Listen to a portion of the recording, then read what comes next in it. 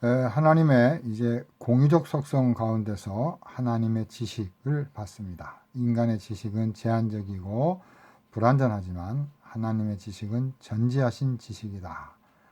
우리의 운명을 아시고 또 우리의 마음의 생각을 아시고 또 사람의 마음의 모든 계획을 다 아시는, 모든 것을 아시는 전지하신 하나님에 대해서 설명해 드렸습니다. 자, 이제 이 시간에는 이제 하나님의 지혜에 대해서 한번 또 공부해 보겠습니다. 지혜에 대해서.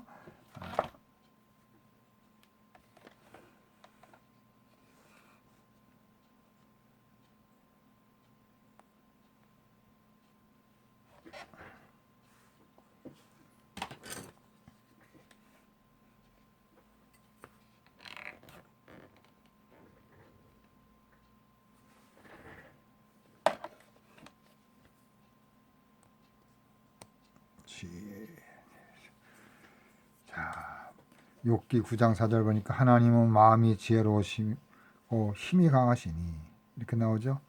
지혜와 권능이 하나님께 있고, 자, 이렇게 능력과 지혜가 그에게 있고, 또 다니엘이 말하 가로되 영원 무궁히 하나님의 이름을 찬송할 것은 지혜와 권능이 그에게 있음이로다. 자, 하나님은 이렇게 지혜의 하나님이라고 부릅니다. 그래서 하나님의 지혜에 대해서 보겠습니다. 우리 인간도 지혜가 있죠. 자, 그러면 이제 이 지혜라는 것은 이런 거죠. 지식하고 좀 다르죠. 지혜라는 것은 지식의 특수한 면인데 어떤 목적을 이루기 위한 어떤 수단에 적용해서 나타나는 거죠. 그러니까 지식이 있는데 이 지식을 잘 응용해 가지고 지식이 하나의 수단이 돼 가지고 목적을 이루는 거. 그러니까 그걸 지혜라고 합니다. 어떤 지식적인 것을 잘 응용할 수 있는 것. 하나님의 지능이라 하겠다. 목적을 이루기 위한 수단을 잘 적용하는 것이 하나님의 지능이죠. 그 지혜죠. 하나님 이 지혜로 그가 생각하셨던 목적을 달성하기 위하여 가장 좋은 수단을 선택하신다. 하나님은 무한히 지혜로우시며 영원히 불변하게 지혜로우시다.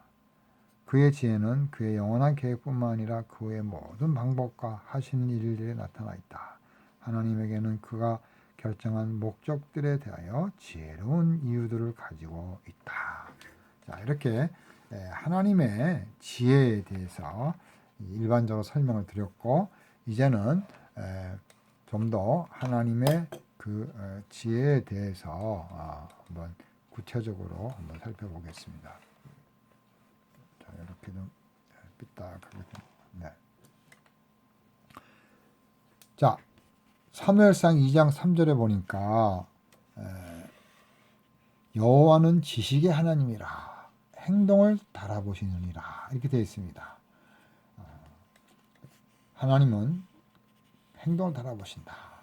또 사람은 외모를 보거냐 여호와는 중심을 보신다.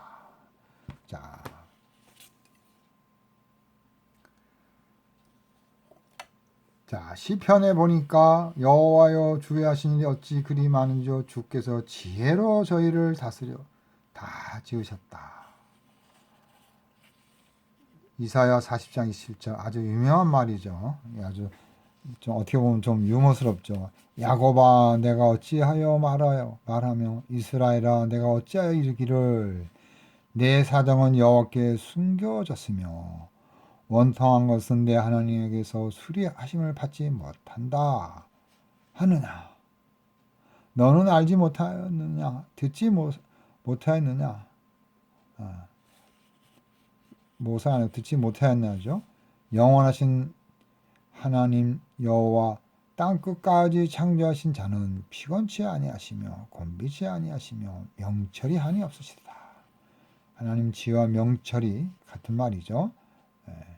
하나님은 그 놀라운 지혜를 통해서 다 결국은 해결해 주시는 거죠. 그러나 이제 금방 해결이 안 돼가지고 하나님 들어주시지도 않으시고 나의 사정은 여호와께 숨겨졌다. 이렇게 이제 기도를 한다는 거죠. 로마서 11장 보니까 깊도다 하나님의 지혜와 지식에 부여하며 그의 판단은 측량지 못할 것이며 그의 길은 찾지 못할 것이며 누가 주의 마음을 알았느냐 누가 그의 모사가 되었느냐. 하나님의 지혜와 지식에 부여함, 하나님의 지혜의 풍성함을 지금 찬양하고 있죠. 자, 하나님은 과거와 현재와 미래를 통하여 알파 오메가 하나님께서는 전지죠. 그가 만드신 모든 것을 영구적으로 완전하게 알고 계신다. 우주 안에는 하나님의 지혜로 가득 차 있다. 그의 지혜를 벗어나는 존재는 아무것도 없으며 모든 것이 그의 눈앞에 벗겨져 있으며 히브리서 4장 13절 그의 완전한 지혜에 충만함이 온 우주에 나타나 있다. 우주를 보면 굉장하죠. 우리 태양계 또 우리 운하계 우리 옆에 안드로메다나계 그래서 이거를 이제 성운이라 그런가요? 이렇게 부르면 또 여기 하나 그러니까 지구 태양계 우리 은하계 또 우리 안드로메다나계 이걸 합쳐서 또 이런 덩어리가 하나 있으면 또 이런 것들이 합쳐져 가지고 또 하나가 있고 또 이런 것들이 다 합쳐져서 또 하나 있고 우주가 어마어마한 것들이 합쳐져 있는데 한 7개가 있다고 그러죠. 현재 알려진 게 지금 7개의 그런 우주에 우리가 지금 속해 있습니다. 그 이상은 아직 알지 못하는 거죠. 신비하고 지혜로운 거죠. 그의 완전한 지혜에 충만함이 온 우주에 나타나 있다. 예수님은 참새 한 마리라도 하나님이 잊지 않으시고 너희에게는 머리털까지 다 세신 바 되었다. 머리털이 매일 빠지는데 하나님 우리의 머리털 현재 있는 머리털 빠지는 머리털 다 알고 계신 우리 하나님은 이렇게 지혜로운 우리들의 아버지시다. 그러므로 하나님의 자녀로서 어렵고 힘들 때마다 지혜의 근원이신 하나님께 우리는 기도해야 된다. 저는 이렇게 생각했습니다. 지혜의 근원이신 하나님께 기도해야 된다. 자, 야고보서 5장 1장 5절에 보니까 누구든지 지혜가 부족하거든 후히 주시고 끊이지 아니하 하나님께 구하라. 골로새서 2장 3절에도 보니까 그 안에 예수님 안에 지혜가 있다. 마태복음 7장 24절 예수님의 말씀에 순종하는 자 그 사람이 바로 지혜로운 자라는 겁니다. 그래야 반석 위에 지은 집이 돼서 홍수가 났을 때 떠내려가지 않는다. 말씀을 듣고 순종하고 실천하는 자가 지혜로운 자다. 누가복음에 보니까 예수께서 지혜를 주신다고 했습니다. 또 사도행전 7장 보니까 모세에게 지혜를 주셨다. 하나님이 모세에게 지혜를 주신 지혜의 근원이신 하나님께서 지혜를 주셨다. 하나님께서 필요한 자들에게 기도하는 자들에게 말씀을 순종하는 자들에게 지혜를 주신다는 것입니다. 자, 이렇게 우리가 하나님의 지혜에 대해서 한번 이렇게 살펴봤습니다. 하나님 지혜로 우주를 창조하시고 지혜로 이 모든 것을 운행하시고 또 우리 같은 사람들에게 기도할 때마다 하나님께서 지혜를 주신다. 그래서 우리가 하나님 지혜에 대해서 한번 살펴봤습니다. 자, 이제 하나님의 선에 대해서 보겠습니다. 하나님의 선, 오직 하나님만이 선이죠. 여기 보니까 선을 행하시는 자는 없나니 하나도 없다. 오직 하나님밖에 없으시죠. 선한 선생님이시여. 예수님께서 선한 선생님이라고 했죠. 나를 선하다고 일컫느냐? 하나님 한 분 외에는 선한 이가 없느니라. 하나님 한 분 외에, 예수님 한 분 외에는, 하나님 한 분 외에는 선한 게 없다. 이렇게 말씀을 하셨습니다. 이걸 좀 다시 읽게 하겠습니다.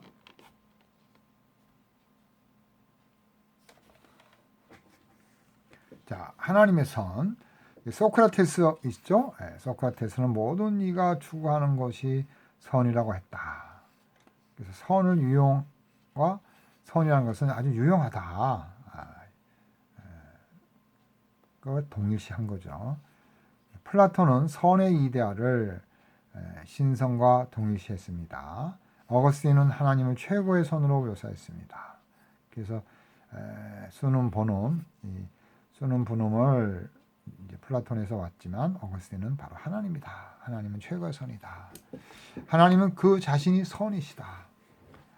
자연적, 영적, 도덕적 영역에서 모든 선의 근원,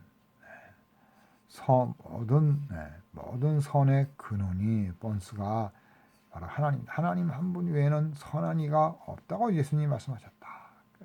삼위 하나님 외에는 선한 존재가 없는 거죠. 오직 하나님만 선한. 그의 선은 행동으로 또 나타나신다.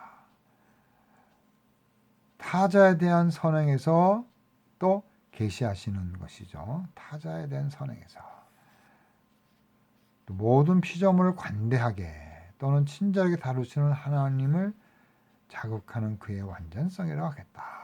그러니까 관대하게 친절하게 하나님께서 이렇게 역동적으로 역사하시는 완전성이다. 하나님의 자비 또 일반 은총이라는 거죠. 하나님의 선이라는 것은 선하게 대한다는 것은 하나님의 자비요 또 하나님 일반 은총 속에 속하는 거죠. 또 우리는 하나님의 선하심을 찬양해야 한다.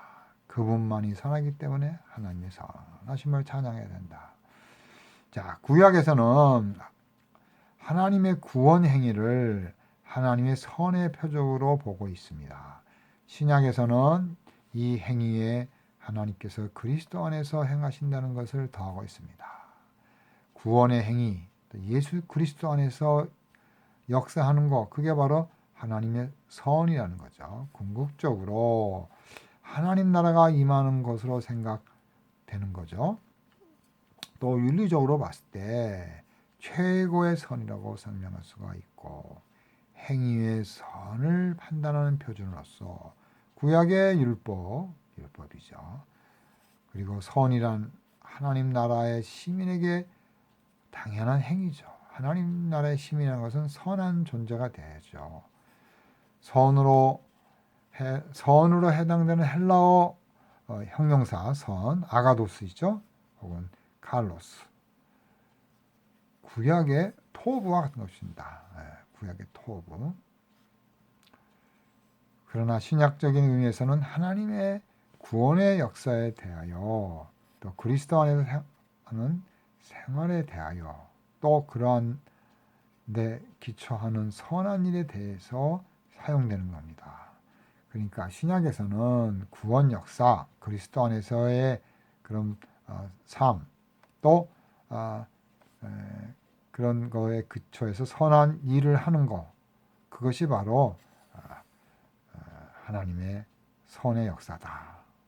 자, 이렇게 이제 하나님의 선에 대해서 살펴봤습니다. 자, 그 다음에 이제 하나님의 사랑에 대해서 한번 살펴보겠습니다. 물론 이 하나님의 사랑에 대해서는 많은 것이 나오죠. 성경 읽지 않고 넘어가겠습니다. 하나님의 사랑. 하나님께서는 자신의 무한하신 완전성과 그의 도덕적 형상을 지니고 있는 피조물을 생각할 때 느끼시는 기쁨이 바로 하나님의 사랑이시다. 이 사랑은 다음과 같이 여러 가지 견해로 생각해 볼 수가 있다. 그래서 가장 중심적인 특성으로는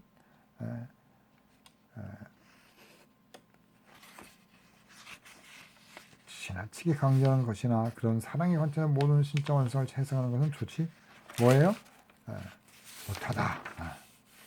지나치게 하나님의 속성을 사랑으로만 보면 안 된다는 거예요. 또 도덕적 형상을 지르고 있는 피조물과 관련된 하나님의 기쁨이죠. 그래서 하나님의 사랑이라는 것은 그런 도덕적 형상을 가지고 있는 존재에 대해서 사랑을 하는 거예요. 그러니까 천사와 인간에 대해서 관계되겠죠. 도덕적 형상. 자, 하나님의 사랑을 보면 몇 가지로 설명이 됩니다. 은총, 긍휼, 또 오래 참으심. 이렇게 세 가지로 이렇게 나타나는데 하나님의 사랑은 하나님의 은혜죠. 자, 하나님의 은혜 혹은 은총이라는 것은 우리가 이제 하나님의 그 은혜와 은총을 상실했잖아요. 그래서 심판 속에 있는 자들입니다. 그래서 그런 심판을 받아야 할 자들에게 하나님께서 뭘 줘요? 과분한 사랑을 주시는 거죠. 그게 은혜라는 거죠. 죄인에게 주시는 모든 영적인 축복의 원인이 바로 하나님의 사랑이다. 죄인은 벌을 받아야 되는데 왜 축복을 주십니까? 반대적인 거죠. 그게 바로 하나님의 은혜고 사랑이라는 거죠. 자, 그 다음에 이제 하나님의 궁유를 보겠습니다. 하나님의 사랑은 하나님의 궁율로 표현이 되는데 뭐 연민, 궁율 같은 말이죠. 그것은 비참함과 고통 속에 있는 사람들을 향한 하나님의 사랑이죠. 죄로 우리는 이제 비참함 속에 있지만 그러나 하나님께서는 우리를 궁휼히 봐주신다는 거죠. 그런데 예수님의 공로에 의해서 우리가 하나님의 궁휼을 받는 거죠. 자, 이제 세 번째 마지막으로 하나님의 사랑은 하나님이 오래 참으시는 거죠. 그게 바로 사랑이라는 거죠. 하나님의 사랑이 완고함과 악을 참으시는 것으로 고려될 때 그것은 오래 참으신 혹은 관용으로 본다. 하나님은 아주 우리가 완고하고 고집 피우고 우상 숭배하고 악을 저지르고 그래도 하나님 심판 안 하고 참아주시는 거죠. 회개하도록. 그게 사랑이라는 거죠. 오래 참으시는 관용의 하나님이죠. 또 심판은 뭐예요? 이렇게 한번 잘못했으면 심판 딱 하는 게 아니라 오래 참는 거죠. 심판을 연기하는 거죠. 죄인을 돌보시는 하나님의 사랑이 오래 참는 것, 죄인에 대한 배려해 주시는 것, 그게 바로 하나님의 사랑이라는 겁니다. 자, 그러면 이제 이렇게 하나님의 사랑까지 했습니다. 자, 이제 우리가 하나님의 사랑에 대해서 금방 했고 그 전에는 하나님의 선에 대해서 살펴봤습니다. 선. 하나님의 선하고 하나님의 사랑하고 좀 한번 차이점에 대해서 한번 생각을 해봤습니다. 자, 정의를 한번 본다면 하나님의 선이라는 것은 모든 피조물에 대한 관대함, 친절함, 자비. 그건 하나의 일반 은총이죠. 그런데 하나님의 사랑이라고 했을 때는 모든 피조물에도 관계가 되지만 하나님 동물도 사랑하시고 식물도 사랑하시지만 특별히 하나님의 사랑이라고 했을 때는 도덕적, 인격적 형상을 가진 존재에 대한 궁휼과 자비라는 거죠. 모든 피조물 도덕적인 형상. 그 다음에 대상도 마찬가지죠. 모든 우주의 피조물이 다 되지만 인격적인 존재, 그리스도 안에서 충만한 그런 대상, 충만하게 계시된 선택된 존재들이죠. 범위도 선 안에 사랑이 포함이 되어 있지만 뭐예요? 선 안에 포함이 되어 있습니다.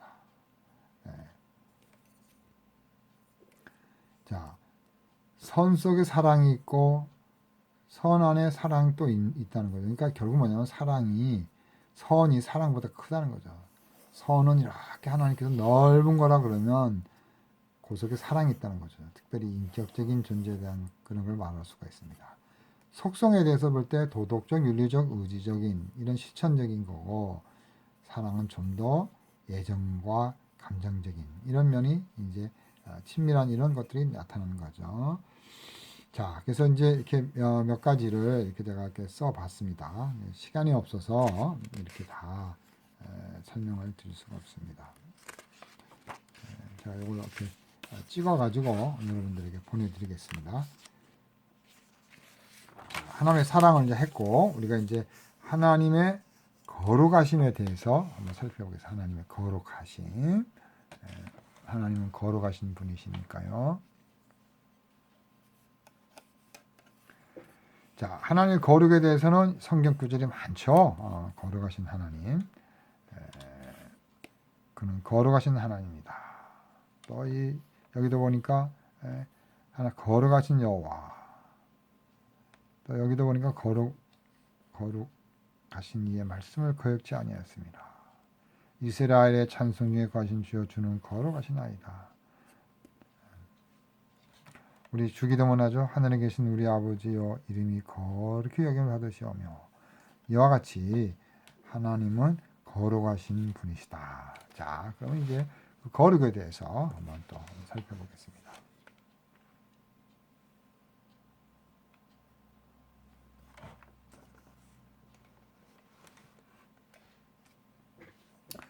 거룩이란 단어는 구약에 이제 카데시라고 부릅니다. 카데시. 카데시는 이제 분리라는 그런 의미를 갖고 있죠. 하나님 우리와 가까이 하기 어려운 분이라는 거죠. 왜요? 하나님은 우리는 죄가 있어서 죄로 인해서 심판을 받을 존재인데 하나님은 거룩한 분이거든요. 그러니까 죄가 거룩과 함께 할 수가 없는 거죠.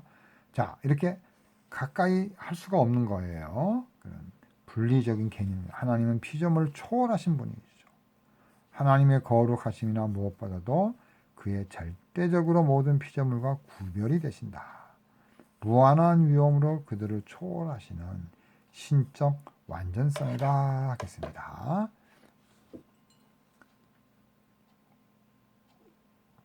자, 이 거룩하심의 의미는 출애굽기 15장 11절에 나와 있죠. 주와 같이 거룩함.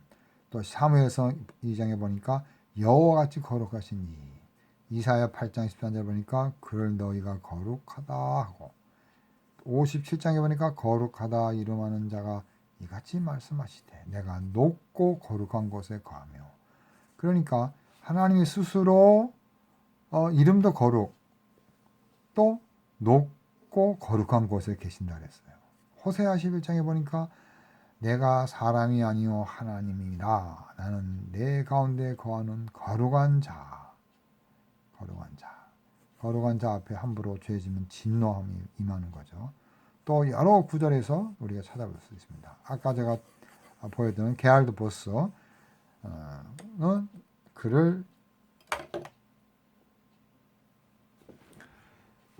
게알드 보스는 거룩하고 그의 선하심과 은혜에서 거룩하며 그의 의로움과 진노에서도 진노하실 때도 거룩하시다는 거예요.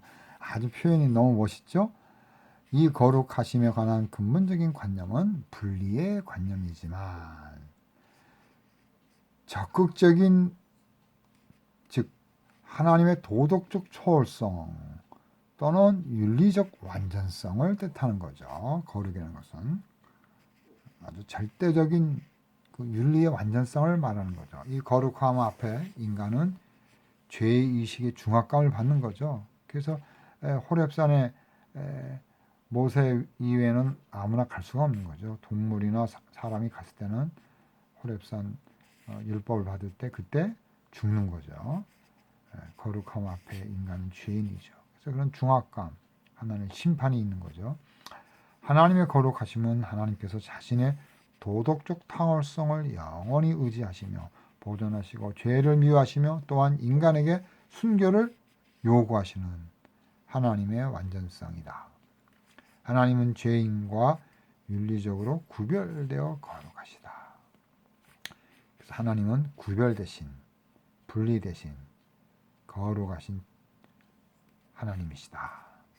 자, 하나님은 또 그의 성격과 생각과 행동에 관련해서 도덕적으로 무한히 영원 불변하게도 순결하시다. 하나님은 도덕적으로 영원 무군토록 순결하신다는 거예요. 시편 5장에 보니까 주는 죄악을 기뻐하시지 하는 신이 아니십니다. 시편 11장에 보니까 여호와는 의인을 감찰하시고 악인과 강포함을 좋아하는 자를 미워하십니다. 여호와는 의로우사 의로운 일을 좋아하시다. 이렇게 하나님께서는 거룩하시고 의로우신 하나님이라는 거죠.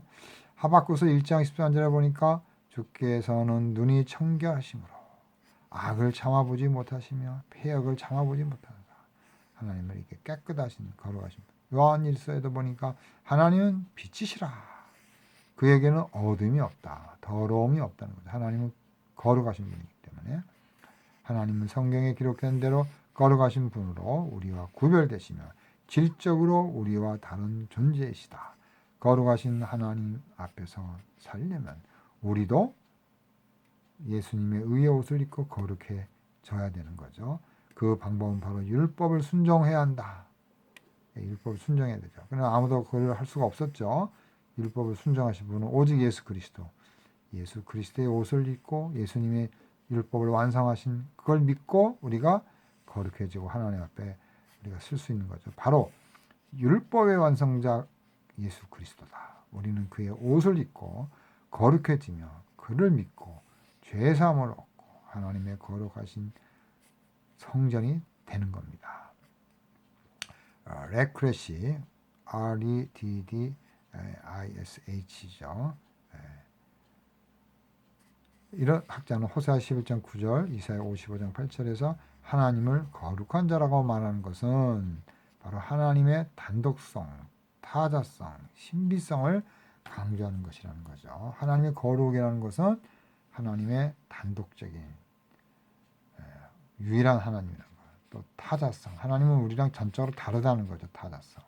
또 하나님의 신비함이 강조된다는 거죠. 자, 이렇게 우리가 하나님의 거룩성에 대해서 살펴봤습니다. 자, 오늘 이제 강의를 요약을 이제 하고 정리를 하고 이제 마치려고 합니다. 오늘 제가 하나님의 속성에 대해서 했죠.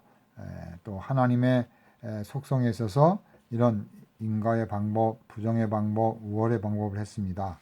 그리고 그러니까 하나님 이것이 아니다. 하나님의 속성을 할 때 이건 아니다. 근데 이제 우월의 방법과 또 긍정의 방법은 하나님은 사랑이시다. 이렇게 하자는 거예요. 자, 하나님의 속성, 하나님의 본질을 이해하는데 비공유적 속성이 있었죠. 비공유적 속성은 인간하고 비교할 수 없는 하나님의 본질적 성품인데 바로 전지전능, 불변성, 자존성, 무한성 이런 것들은 이런 속성은 우리가 비교할 수가 없는 거죠. 하나님의 순수성, 단일성. 그런데 하나님과의 공유적 속성이라는 것은 인간하고 유사한 성격을 갖고 있는 거죠. 그게 바로 지식이라는 것. 근데 그 지식도 우리의 지식이라는 것은 제한적 지식이지만 하나님의 지식이라는 것은 통시적, 포괄적, 또 전지한 지식이라는 거죠. 모든 걸 다 아신다는 거죠. 개인의 운명이라든지 이런 것들을 다 아시는 전지한 지식이다. 지혜에 대해서 했습니다. 하나님 얼마나 지혜로우냐. 이 지혜로 우주를 창조하신 거죠. 지혜라는 것은 목적을 이루기 위한 수단이 어떻게 적용이 되는가. 그게 바로 하나님의 지혜라는 거죠. 그래서 하나님의 지혜는 하나님의 놀라운 지식을 가지고 자신의 목적을 이루기 위하여 하나의 이제 방법을 적용해 가는 것. 이게 바로 지혜죠. 목적을 이루기 위한 하나의 수단이 하나님의 지혜를 볼 수 있다. 그래서 하나님의 지혜라는 것은 이렇게 사무엘상 이런데 이렇게 아주 풍부하게 아주 깊고도 놀라운 신묘막측한 이런 하나님의 지혜가 있다. 하나님은 우리에게 지혜를 주신다. 지혜의 근원이신 하나님께서 기도하는 자에게, 지혜가 부족한 자에게 지혜를 주신다. 말씀에 순종한, 예수님의 말씀에 순종할 때 우리가 지혜로운 사람이 된다. 기도할 때 하나님이 우리에게 지혜를 주신다. 그래서 하나님께서는 우리에게 지혜도 주신다. 그래서 기도해야 된다. 또 하나님 선에 대해서 있어요. 하나님의 그런 피조물에 대한 하나님의 보살핌이죠. 선이라는 것은. 또 하나님의 사랑에 대해서 하나님께서 우리를 참아주시고 또 우리 인간들을 이렇게 불쌍히 봐주시고 또 죄인이지만 심판하지 않고 오히려 반대로 은혜를 주시는 이런 게 하나님의 사랑인 거죠. 오래 참으시고 궁일이 봐주시고 죄인을 오히려 심판하지 않고 오히려 은혜를 주시는 거. 이게 하나님의 사랑이라는 겁니다. 하나님은 본질에 있어서 거룩한 분이다. 우리는 죄인이라는 거죠. 그래서 이 거룩은 예수님의 그런 율법의 완성, 예수님의 의의 옷을 입고 우리가 거룩해질 수가 있다. 했습니다. 그래서 오늘 여기까지 하고 다음 시간에는 하나님의 의에 대해서 제가 강의를 하려고 합니다. 수고하셨습니다.